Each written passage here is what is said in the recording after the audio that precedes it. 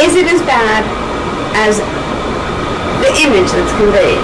Or is there really this, is there some integration? Is there some sense that this is the building communities and these different pieces and changing demographics, it's a process of transition and adjustment, but it's not all hate and fear?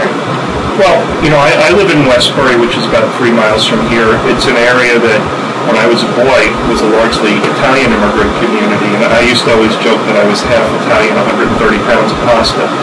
But that's a community where in 1996 there was an effort by anti-immigrant legislators. Which year?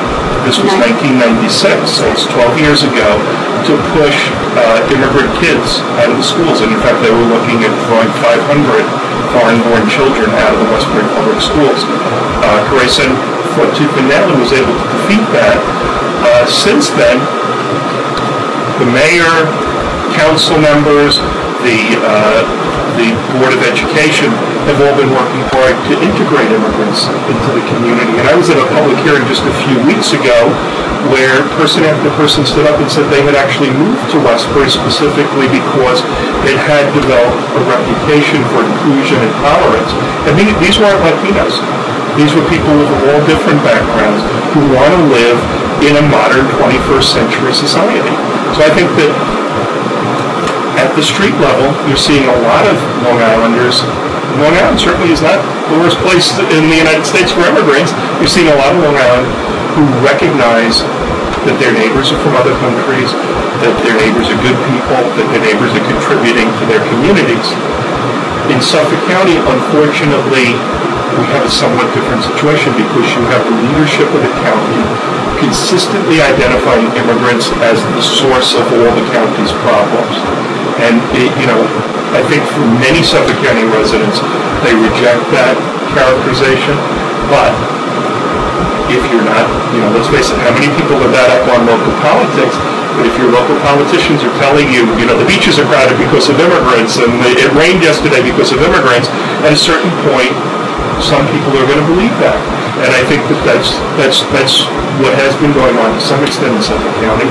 Although I will tell you, whenever we went to the Suffolk legislature, and you were there with us, Moa, whenever we go to the Suffolk legislature, we always turned out more people who spoke in favor of immigrants than against them.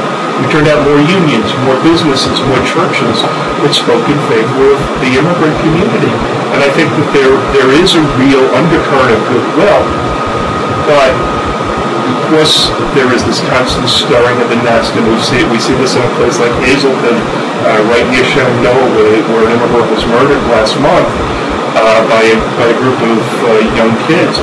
That a certain number of people listen to this and sometimes act horrendously on it. Now, I also don't want to besmirch young people because I teach, and I'll tell you that people under 25 don't view race, they don't view immigration the way their parents do. People of my generation do.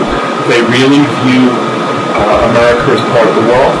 They're very proud to be Americans. They really understand how important our institutions are, but they also are not chauvinistic.